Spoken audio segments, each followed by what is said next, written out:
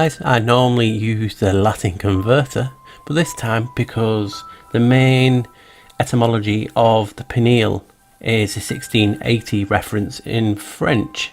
Obviously the French pineal literally like a pine cone, so I thought I'll use the French, so English converter this time. So as you can see in the screen in front, I've put pineal in, but I've split it up just like phonetically, pineal, to see what I can actually come up with. So far, as you can see, pineal in English, it doesn't. So click one forward. That just means you're looking for other references for the same word. English, it doesn't. In French, that means cane marche pas. And I'll do one more. And cane marche pas means it does not work. So does this literally mean the pineal gland in French means it does not work?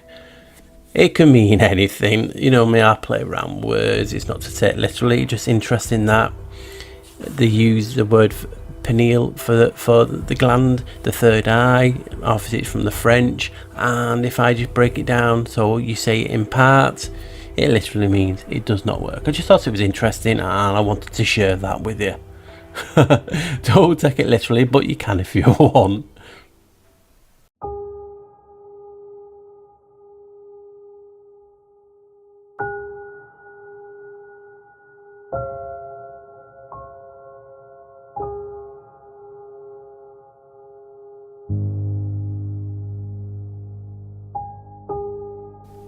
In occultism, the pineal gland is regarded as a link between the objective and the subjective states of consciousness, or in exoteric terminology, the visible and invisible worlds of nature. In the religions of the Latins, it was therefore referred to as Janus, the two-faced god and keeper of the gates of sanctuary.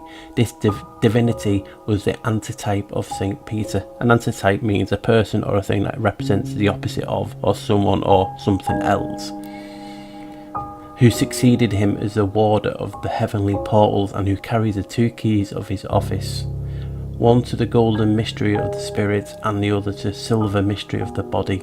The two-faced gods are frequently spoken of in ancient, and I'll carry on in a sec, that's just the first part. So that'd be ancient records. Hermia, like the bronze Janus, may still be seen in old Roman villas, with the occasional and intriguing exception that one of the faces will be male and female. The hermaphroditus, again, the female face represents the animal soul, the male the divine soul, and the whole figure is indicative of the occult structure and function of the pineal gland. Gould in his mythical monsters gives several examples drawn from the earliest writings of the Chinese Hindu mythology and also in polyphasious divinities, and from the far-off Tibetans we learn that one of the titles of Avalokites's surveyor, pardon me for the pronunciation, is Samantra Mukha, he whose face looks every way. There is an alchemical mystery also in connection with the pineal gland, for the regeneration of man is dependent upon the tincturing of the gland, which must be transmuted from base metal into gold. Unawakened by Kundalini, the pineal gland is the vehicle of Karma Manas, the animal mind, Aphrodite, but when tinctured by the spiritual light, it becomes Buddha Manas, the divine mind, Hermes. This Buddha Manas is the Thoth of the later Egyptian mysteries, the god of learning and letters, and according to the extravagant statements of his priests, the source of 26,000 books.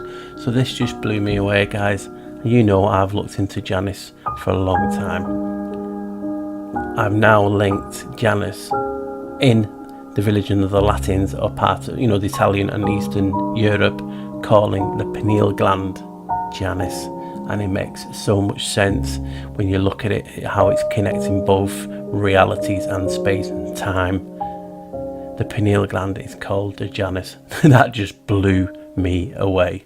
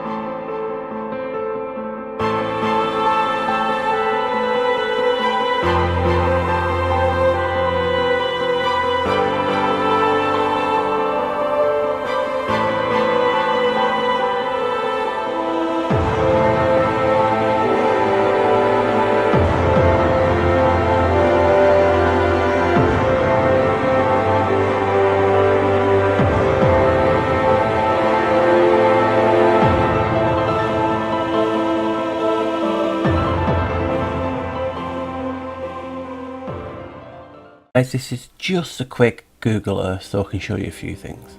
As you can see, there is a map of Rome. There you have the Pantheon, just right there. What's interesting is that just further up than it, you have a church for Ignacio de Loyola, the Jesuits, the founder of the Jesuits. And in the same district, further up, you have an actual church dedicated for the Jesuits. So in this District 9, and I'm going to cover a little bit of the symbolism of 9, of why all these buildings are in this district, because of 9 is really, really symbolic to these people, to a lot of faiths, and I'll touch on that soon. But what also I want to show you is just look at the design of the Pantheon. Now this is the pine cone, the pineal, right? Now, what videos have I just done lately talking about enlightenment, the third eye? Because it's the Godhead, the circumpunct, the circle. You just go above it now. Look, there you go. You can't get no more. Circumpunct, and a symbol of enlightenment. What we're talking about now, basically, about the pineal gland. They're just different names for different topics and different things, but they're the same thing.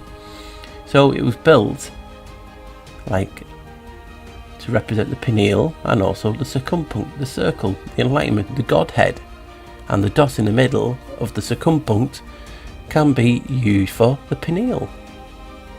And you're standing there and you're letting the light in, enlightenment, the light bringer. You name it, you can just paraphrase it or use allegories, but it's just right in front of your face. The district were one of the oldest buildings still standing, the pineal gland, the pine cone, District 9, and it's actually called the Pine Cone District. You cannot make that up, and as you can see, the pine cone means pineal. I just thought I'd share that a little bit with you. Hopefully you've enjoyed that bit. Right guys, thank you.